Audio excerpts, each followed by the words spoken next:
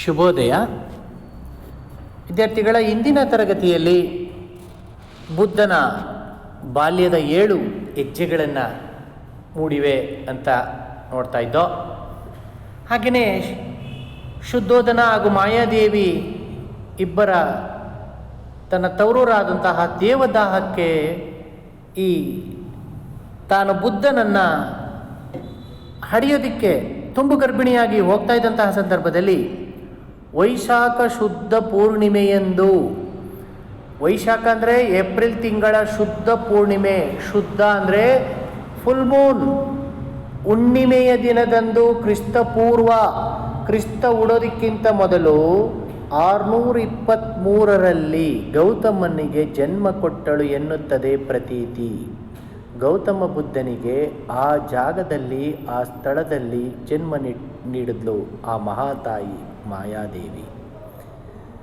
ಹಾಗೆಯೇ ಇಲ್ಲಿ ಜನ್ಮ ನೀಡೋದಕ್ಕಿಂತ ಮೊದಲು ಸನಿಹದಲ್ಲಿರುವ ಪುಷ್ಕರಿಣಿಯಲ್ಲಿ ಹೆರಿಗೆಗೆ ಮುನ್ನ ಮಿಂದಳೆಂದು ನಂಬುಗೆ.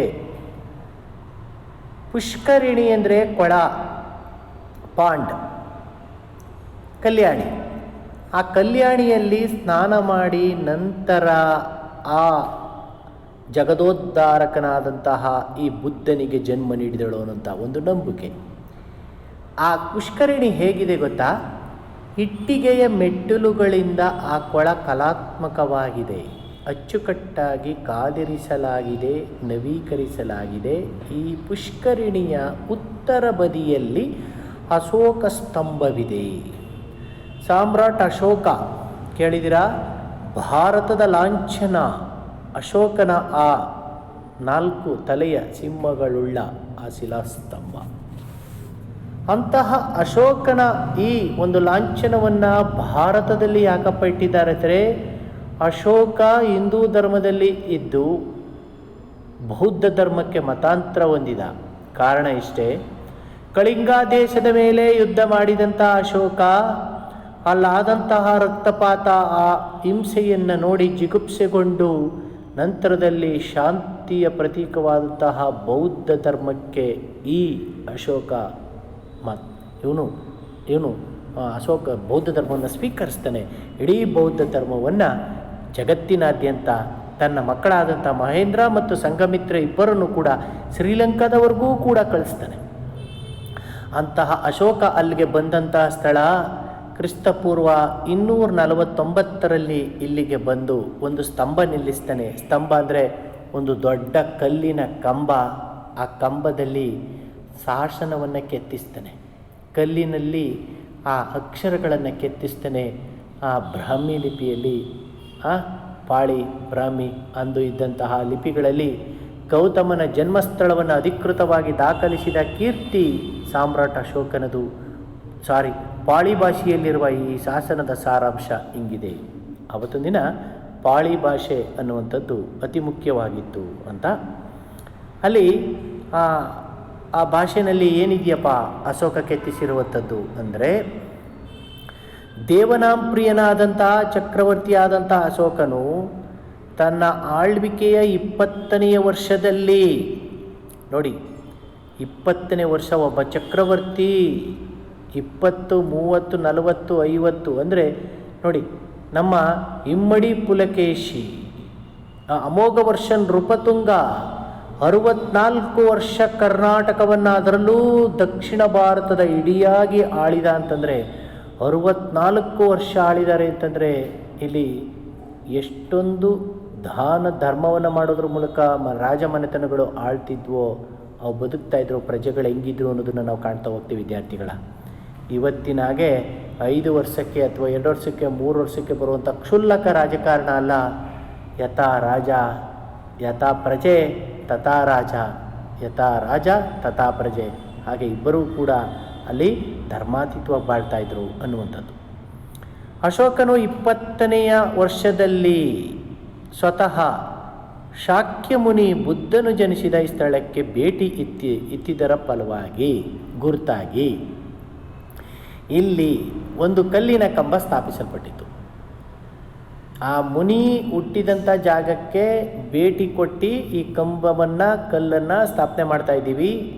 ಮಹಾಮುನಿಯಾದಂಥ ಬುದ್ಧನು ಈ ಲುಂಬಿನಿ ಗ್ರಾಮದಲ್ಲಿ ಜನಿಸಿದ ಕಾರಣಕ್ಕಾಗಿ, ಮಹಾಮುನಿಯಾದಂಥ ಬುದ್ಧ ಇಲ್ಲಿ ಹುಟ್ಟಿದ ಕಾರಣಕ್ಕಾಗಿ ಈ ಗ್ರಾಮದ ಕರವು, ಅದರ ಗ್ರಾಮದ ಕರವು, ಕರ ಅಂದರೆ ಅದರ ಕಂದಾಯ ಅನ್ನುವಂಥದ್ದು 1/8 ಭಾಗಕ್ಕೆ ಕಮ್ಮಿ ಮಾಡಲ್ಪಟ್ಟಿತ್ತು.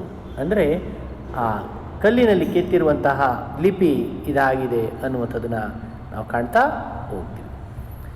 ಇದಾದ ಮೇಲೆ ನೆರೆಯ ದೇಶವಾದಂತಹ ಚೀನಾದ ಯಾತ್ರಿಕ ಹೂ ಹೆನ್ ಸಾಂಗ್ ಪ್ರವಾಸದ ಅನುಭವದಲ್ಲಿ, ಈ ಹೂ ಹೆನ್ ಸಾಂಗ್ ಅಶೋಕನ, ಚಂದ್ರಗುಪ್ತ ಮೌರ್ಯನ ಆಸ್ಥಾನಕ್ಕೆ ಬಂದಿದ್ದಂತಹ ಒಬ್ಬ ಚೀನಿ ಪ್ರವಾಸಿಗ, ಚೀನಿ ಯಾತ್ರಿಕ. ಇವನು ಪ್ರವಾಸ ಮಾಡಿದಂಥ ಸಂದರ್ಭದಲ್ಲಿ ಈ ಜನ್ಮಸ್ಥಳದ ಬಗ್ಗೆ ಆಧಾರಗಳಿವೆ.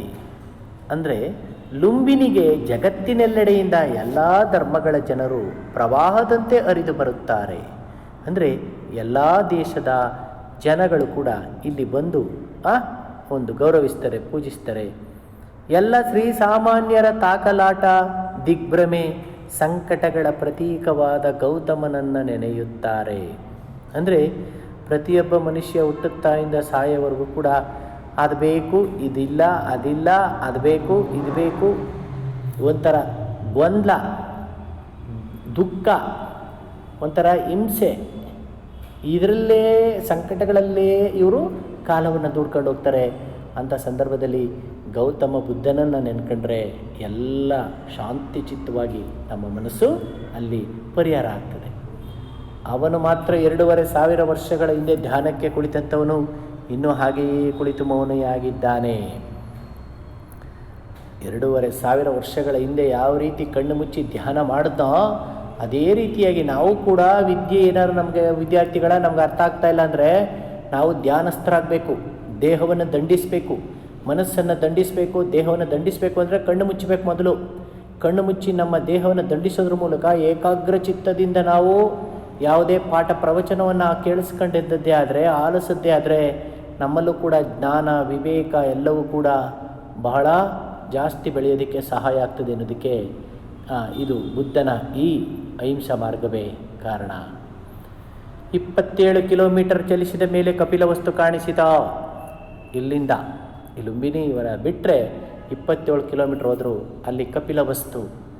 ಅದನ್ನೀಗ ಲಾರ್ಕೋಟ್ ಎನ್ನುತ್ತಾರೆ. ಅಂಡರ್ಲೈನ್ ಮಾಡಿ ಅದನ್ನು. 1 ಅಂಕದ ಪ್ರಶ್ನೆ. ಕಪಿಲವಸ್ತುವನ್ನು ಈಗ ಏನೆಂದು ಕರೆಯುತ್ತಾರೆ? ಲಾರ್ಕೋಟ್. ಸಾಧಾರಣ ಹಳ್ಳಿ ಇದು. ಹಳ್ಳಿಯನ್ನು ಹಾದು ಹೋದರೆ ಲುಂಬಿನಿಯಲ್ಲಿ ಕಾದಿರಿಸಿರುವಂಥದ್ದೇ ಒಂದು ವಿಶಾಲ ಉದ್ಯಾನವನ. ಲುಂಬಿನಿ ವನದಲ್ಲಿ ಹೆಂಗಿದೆಯೋ ಹಂಗೆ ಒಂದು ದೊಡ್ಡ ಪಾರ್ಕು, ಉದ್ಯಾನವನ ಇದೆ. ಈ ಉದ್ಯಾನವನದಲ್ಲಿ ಶುದ್ಧೋಧನನ ಅರಮನೆ ಇತ್ತಂತೆ. ಅಂದರೆ ಬಾಲ್ಯದಲ್ಲಿ ಬೆಳೆದ ಕಪಿಲವಸ್ತು ಅಂದರೆ ಶುದ್ಧೋಧನ ಹಾಗೂ ಮಾಯಾದೇವಿ ಇವರ ಅರಮನೆ. ಅರಮನೆ ಒಳಗೆ ಬುದ್ಧ ಹೆಂಗೆ ಬೆಳೆದ? ಕಪಿಲವಸ್ತು ಅಂದರೆ ಬುದ್ಧನ ಅರಮನೆ, ಈ ಶುದ್ಧೋಧನನ ಅರಮನೆ ಅನ್ನುವಂಥದ್ದು. ಹೇಗಿತ್ತು ಅಂತ ನೋಡ್ತಾ ಹೋದರೆ ಶುದ್ಧೋಧನ ಅರಮನೆ ಇತ್ತಂತೆ. ಪುಳಕಿತನಾಗಿ ಆ ಉದ್ಯಾನವನವನಕ್ಕೆ, ಆ ಉದ್ಯಾನಕ್ಕೆ ಹೋದಂಥ ಸಂದರ್ಭದಲ್ಲಿ ಲೇಖಕರಿಗೆ ಒಂದು ರೀತಿಯಾದಂಥ ರೋಮಾಂಚನ ಆಗ್ತದೆ. ಗೌತಮನು ಬಾಲ್ಯ ಮತ್ತು ಯೌವನವನ್ನು ಕಳೆದ ಅಪೂರ್ವ ಜಾಗ. ಬಾಲ್ಯ ಅಂದರೆ ಚಿಕ್ಕ ವಯಸ್ಸು, ಮತ್ತು ಯೌವನ ಮದುವೆ ಆಗುವಂಥ ಮಕ್ಕಳು ಪಡೆದಂಥ ಸಂದರ್ಭ, ಅವೆರಡನ್ನೂ ಕಳೆದಂಥ ಜಾಗ. ಗೌತಮನು ಬುದ್ಧನಾಗುವ ಮೊದಲು ಸಿದ್ಧಿಯ ಅರ್ಥ ಗಳಿಸಿ ಸಿದ್ಧಾರ್ಥನಾಗುವ ಮೊದಲು 29 ವರ್ಷಗಳ ಕಾಲ ರಾಜಕುಮಾರನಾಗಿದ್ದ ಪರಿಸರ ಇದೋ. ಇವನು ಮೊದಲು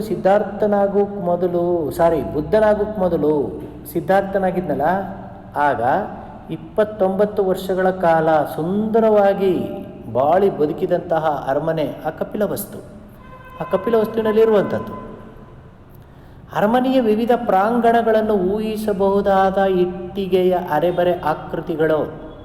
ಅಲ್ಲೇನಾಗೋ ಇದೆ, ಅರಮನೆ ಹೀಗಿತ್ತೇನೋ ಹಾಗಿತ್ತೇನೋ, ಅರ್ಧ ಇಟ್ಟಿಗೆ ಎಲ್ಲ ಕಿತ್ಕೊಂಡೋಗಿದೆ, ಇನ್ನರ್ಧ ಹಾಗೇ ಒಂದು ಕ್ಷೀಣಿಸಿದೆ, ಇನ್ನು ಸ್ವಲ್ಪ ಇದೆ. ಆಕೃತಿಗಳು, ವಿನ್ಯಾಸಗಳು ಸಾವಿರಾರು ವರ್ಷಗಳ ಕಥೆಯನ್ನು ಹೇಳ್ತವೆ. ಅಂದರೆ ಮಳೆ ಗಾಳಿಗೆಲ್ಲ ಅದು ಹಾಳಾಗಿರುವಂಥದ್ದು.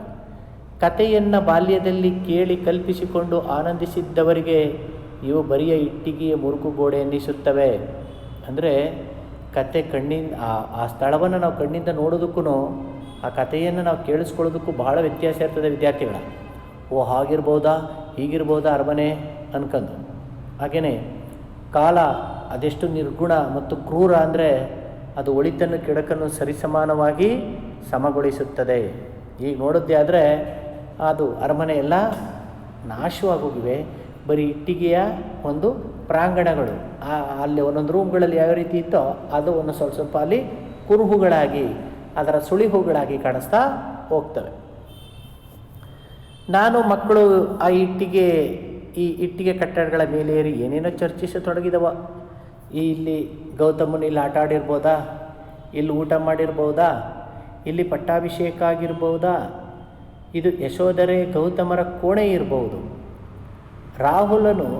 ರಾಹುಲನ ಗೆಳೆಯರು ಇಲ್ಲಿ ಆಡಿರ್ಬೋದು, ಈ ಮಾಯಾದೇವಿ ಈ ಗವಾಕ್ಷಿಯಿಂದ ಮಗನನ್ನು ಕೂಗಿರ್ಬೋದು, ಇದೇ ತಿರುನಲ್ಲಿ ಗೌತಮ ನಗರ ದರ್ಶನದಲ್ಲಿ ಮುಪ್ಪಿನ ಮುದುಕನನ್ನು ಅಣ್ಣಣ್ಣ ರೋಗಿಯನ್ನು ಶವಯಾತ್ರೆಯನ್ನು ಕಂಡಿರ್ಬೋದು. ನಟ್ಟಿರುಳು ಹೀಗೆ ಈ ಬಾಗಿಲಿನಿಂದ ಆಚೆ ಹೋಗಿರ್ಬೋದು. ಅಂದರೆ ಲೇಖಕರು ಹಾಗೂ ಮಕ್ಕಳು ಇಬ್ಬರು ಕೂಡ ಕಲ್ಪನೆ ಮಾಡಿಕೊಂಡು ಈ ಜಾಗದಲ್ಲಿ ಈ ಥರ ಇರ್ಬೋದು ಅಂದರೆ ಅಲ್ಲಿ ಒಂದು ಕಾಲ್ಪನಿಕವಾಗಿ ಇವರು ಒಂದು ಸುಂದರವಾದಂತಹ ಬುದ್ಧನ ಆ 29 ವರ್ಷಗಳ ಕಾಲದ ಜೀವನವನ್ನು ಇವರು ನೆನೆಸ್ಕೊಳ್ತಾರೆ. ಆದರೆ ಅಲ್ಲಿ ಅಶಿಸ್ತಾಗಿ ಬೆಳೆದಿದ್ದ ಉದ್ಯಾನವನವನ್ನು ಬಿಟ್ಟರೆ ಅರಮನೆಯೂ ಕೋಣೆಯೂ ದ್ವಾರವೂ ಗವಾಕ್ಷಿಯೂ ಇರಲಿಲ್ಲ. ಅಂದರೆ ಯಾವುದೊಂದು ಕೂಡ ಇರಲಿಲ್ಲ. ನಮ್ಮೊಳಗಿದ್ದ ಕಥೆಗಳನ್ನು ಆ ಬಯಲು ಉದ್ಯಾನವನ ಮತ್ತು ಇಟ್ಟಿಗೆ ಆಕಾರಗಳ ಜೊತೆಗೆ ಇಟ್ಟು ನಮ್ಮ ಅರಮನೆಗಳನ್ನು ನಾವೇ ಕಟ್ಟಿಕೊಂಡೆವು. ನಾವೇ ಕಾಲ್ಪನಿಕವಾಗಿ ಯಾವುದೋ ಒಂದು ಅರಮನೆ ನೋಡಿದ್ರೆ ಓ ಆ ಥರ ಇರ್ಬೋದೇನೋ, ಇದೀಗಿತ್ತೇನೋ ಅಂತ ಕಲ್ಪನೆ ಮಾಡಿಕೊಂಡೆವು. ಮಹಾವಿನಿಷ್ಕ್ರಮಣ ದ್ವಾರವು ಪೂರ್ವಕ್ಕಿದೆ. ಆ ದ್ವಾರದಿಂದಲೇ ಗೌತಮನು ಮಧ್ಯರಾತ್ರಿಯಲ್ಲಿ ನಿರ್ಗಮಿಸಿದನೆಂದು ಪ್ರತೀತಿ. ಅಂದರೆ ಪೂರ್ವ ದಿಕ್ಕಿನೆಡೆಗೆ ಮಹಾದ್ವಾರ ಇದೆ, ಆ ದ್ವಾರದ ಮೂಲಕ ಇವನು ಹೋಗಿರಬೇಕು. ಎಷ್ಟು ಅರ್ಥಪೂರ್ಣ. ಪೂರ್ವಕ್ಕೆ ಸೂರ್ಯನನ್ನು ಜ್ಞಾನವನ್ನು ಹುಡುಕಿ ಹೋದದ್ದು. ಇಂಥ ಕಾವ್ಯಾತ್ಮಕ ನೋಟ ಮುಗಿಸಿ ಈಚೆಗೆ ಬಂದರೆ ಕಾಯುತ್ತಿದ್ದ ಗಾರ್ಡ್ ಕಾಪಿಗೇನಾದರೂ ಕೊಡಿ ಎಂದ. ಅಂಡರ್ಲೈನ್. ಸೂರ್ಯನ ಹುಡಿಕೊಂಡು ಜ್ಞಾನವನ್ನು ಬೆಳಕನ್ನು ಹುಡಿಕೊಂಡು ಹೊರಟಂತಹ ಒಂದು ಚಿತ್ರಣ ಇದೆಯಲ್ಲ, ಅದೆಲ್ಲ ನೋಡ್ಕೊಂಡು ಈಚೆಗೆ ಬಂದರೆ ಒಳಗಡೆ ಆ ಗಾರ್ಡ್ ನಿಂತಿದ್ದ. ಸಾರ್ ಕಾಪಿಗೇನಾದರೂ ಕೊಡಿ ಸಾರ್, ಒಂದು 2 ರೂಪಾಯಿ ಅಂತ ಕೇಳಿದ. ರಪ್ಪನೆ ಕಟು ವಾಸ್ತವಕ್ಕೆ ಬಂದೆ. ಬುದ್ಧನೇ ಇಲ್ಲದ ಅರಮನೆಗೊಬ್ಬ ಗಾರ್ಡ್. ಅಂಡರ್ಲೈನ್. ಅಂದರೆ ಬುದ್ಧನೇ ಇಲ್ಲ, ಈಗ ಅರಮನೆಯೂ ಇಲ್ಲ, ಅದಕ್ಕೊಬ್ಬ ಗಾರ್ಡ್. ಅವನೊಡ್ಡಿದ ರಿಜಿಸ್ಟರ್ನಲ್ಲಿ ಇವರ ದಾಖಲಿಸಬೇಕಂತೆ. ಆ ರಿಜಿಸ್ಟರ್ ಕೂಡ 2500 ವರ್ಷಗಳಷ್ಟು ವಯಸ್ಸಾಗಿದ್ದಂತೆ ದಡ ಮೂಡಿದಿತ್ತು. ಅಂದರೆ ಹೋಗಿ ಬಂದವರು ಎಷ್ಟು ಜನ ಬಂದಿದ್ದಾರೆ, ಎಷ್ಟು ಜನ ಭೇಟಿ ಕೊಟ್ಟಿದ್ದಾರೆ ಅಂತ ಅದರಲ್ಲಿ ನೋಂದಣಿ ಮಾಡಬೇಕು ಆ ರಿಜಿಸ್ಟ್ರಲ್ಲಿ. ತಕ್ಷಣ ಯಾರು ಓದ್ತಾರೆ ಅನ್ನಿಸ್ಲಿಲ್ಲ. ಅಚ್ಚ ಕನ್ನಡದಲ್ಲಿ ನನ್ನ ಅನಿಸಿಕೆಗಳನ್ನು ಬರೆದೆ. ಬಕ್ಷೀಸ್ ಪಡೆದ ಗಾರ್ಡ್ ಇದು ಯಾವ ಭಾಷೆ ಅಂತ ಕೂಡ ತಲೆ ಕೆಡಿಸ್ಕೊಳ್ಳಿಲ್ಲ. ಮತ್ತೊಬ್ಬ ಪ್ರವಾಸಿಗರತ್ತ ನಡೆದ. ಕಪಿಲವಸ್ತುವಿನಿಂದ ಹೊರಟು ಅನೇಕ ಪ್ರಾಚೀನ ಸ್ಮಾರಕಗಳನ್ನು ನೋಡುತ್ತಾ ಹೋದರು. ಗಾಢವಾಗಿ ಹಚ್ಚುತ್ತಿದ್ದು ಗೌತಮನೇ ಇಲ್ಲದ ಅರಮನೆ. ನೋಡಿ, ಕಪಿಲವಸ್ತು ಮುಗೀತು, ಅಲ್ಲಿಂದ ಹೊರಟ್ರೆ ಬೇಕಾದಷ್ಟು ಊರುಗಳನ್ನು ನೋಡ್ಕೊಂಡು ಹೋದರೂ ಕೂಡ ಗೌತಮನೇ ಇಲ್ಲದೆ ಇರುವಂಥ ಅರಮನೆ ಕಣ್ಣು ಮುಂದೆನೇ ನಿಂತ್ಕೋತು. ಮತ್ತು ನಾವೇ ಕಟ್ಟಿಕೊಂಡ ಕಲ್ಪನೆಯ ಅರಮನೆ ಮಾತ್ರ, ಅಂದರೆ ನಾವೇ ಊಹೆ ಮಾಡಿಕೊಂಡಿದ್ದು. ಬೌದ್ಧ ಧರ್ಮವು ಪ್ರಚಲಿತವಾಗಿರುವ ಎಲ್ಲ ದೇಶಗಳಲ್ಲೂ ಲುಂಬಿನಿಯಲ್ಲಿ ಪೈಪೋಟಿಯಿಂದ ಅದ್ಧೂರಿಯಾದ ವರ್ಣರಂಜಿತ ಮೊನಾಸ್ಟ್ರಿಗಳನ್ನು ನಿರ್ಮಿಸಿವೆ. ನೋಡಿ, ಏನೋ ಲುಂಬಿನಿಯಲ್ಲಿ ಇರಬೇಕಾದಂಥದ್ದು ಇಡೀ ಜಗತ್ತಿನಾದ್ಯಂತ ಬೇರೆ ಬೇರೆ ಕಡೆ ಬುದ್ಧನ ದೊಡ್ಡ ದೊಡ್ಡ ಸ್ಟ್ಯಾಚ್ಯೂಗಳೇನು, ದೊಡ್ಡ ದೊಡ್ಡ ಟೆಂಪಲ್ಗಳ ಮೂರ್ತಿಗಳೇನು, ಅವು ದೊಡ್ಡ ಇತಿಹಾಸವನ್ನೇ ನಿರ್ಮಿಸಿವೆ. ಸೈಕಲ್ ರಿಕ್ಷಾ ಏರಿ ಇವನ್ನೆಲ್ಲ ಸುತ್ತಿ ಬಂದೆವೋ, ಅವರ ಹೃದಯಕ್ಕೆ ನಾಟಿದ್ದು ಗೌತಮನೇ ಇಲ್ಲದ ಅರಮನೆಯ ಕತೆ. ಗೌತಮನೇ ಇಲ್ಲ, ಅದರಲ್ಲಿರುವಂಥ ಅರಮನೆ, ಆ ಅರಮನೆ ನಶಿಸಿ ಹೋಗಿರುವಂತಹ ಒಂದು ಚಿತ್ರಣ, ಆ ಉದ್ಯಾನವನ ಮಾತ್ರ. ನಮ್ಮ ಎದೆಯ ನಿಧಿಯಂತೆ ಪೋಷಿಸಿಕೊಂಡಿದ್ದ ಸುವರ್ಣ ಆಕಾರಗಳು ದಪ್ಪನೆ ಕುಸಿದು ಬಿದ್ದು ಘೋರ ನಿರಾಸೆಯಾಗಿ, ಆದರೆ ಆ ನಿರಾಸೆಯಲ್ಲಿಯೇ ಅದೇ ತಾಣದಲ್ಲಿ ನಮ್ಮದೇ ಆದ ಸುವರ್ಣ ಶಿಲ್ಪವನ್ನು ಕ್ಷಣಾರ್ಥದಲ್ಲಿ ಕಲ್ಪಿಸಿಕೊಳ್ಳುವ ಸ್ವಪ್ನ ಸೋಜಿಗವನ್ನು ಕಪಿಲವಸ್ತು ಕಟ್ಟಿಕೊಟ್ಟಿತು. ಅಂದರೆ ಆ ಅರಮನೆ ಇರಲಿ ಇಲ್ಲದೆ ಹೋಗಲಿ, ಆ ಅರಮನೆಯಲ್ಲಿ ಹೇಗೆ ಬದುಕಿದ್ದ, ಹೇಗೆ ಬಾಳ್ದ, ಹೇಗೆ ಪೂರ್ವಾಭಿಮುಖವಾಗಿ ಹೋದ, ಯಾವ ರೀತಿ ಜ್ಞಾನವನ್ನು ಹುಡಿಕೊಂಡು ಹೋದ ಅನ್ನುವಂತಹ ಒಂದು ಚಿತ್ರಣವನ್ನು ನಾವೇ ಕಟ್ಕೊಂಡಿದ್ದೋ ಅನ್ನುವಂಥದ್ದು ಇಲ್ಲಿ ಆ ಕಪಿಲವಸ್ತುವಿನಿಂದ ನಮಗೆ ತಿಳಿಯಿತು ಅನ್ನುವಂಥದ್ದನ್ನು ಕೊನೆಯಲ್ಲಿ ಲೇಖಕರು ಬಹಳ ಸುಂದರವಾಗಿ ಮುಕ್ತಾಯ ಮಾಡ್ತಾರೆ. ವಿದ್ಯಾರ್ಥಿಗಳ, ಇಲ್ಲಿಗೆ ನಮ್ಮ ಈ ಬುದ್ಧ ಬಿಸಿಲೂರಿನವನು ಎನ್ನುವಂತಹ ಪಾಠ ಗದ್ಯವಾಗ ಮುಗಿದಿದೆ. ಇದಕ್ಕೆ ಸಂಬಂಧಪಟ್ಟಂತೆ ಮುಂದಿನ ತರಗತಿಯಲ್ಲಿ ನಿಮಗೆ ನಾನು ಪ್ರಶ್ನೆ ಉತ್ತರವನ್ನು ಕೂಡ ಕಳಿಸ್ಕೊಡ್ತೀನಿ. ಹಾಗೆಯೇ ಎಲ್ಲರೂ ಕೂಡ ಓದಿ ನೀವು ಅದನ್ನು ಜೀರ್ಣಿಸ್ಕೊಬೇಕು. ಧನ್ಯವಾದಗಳು.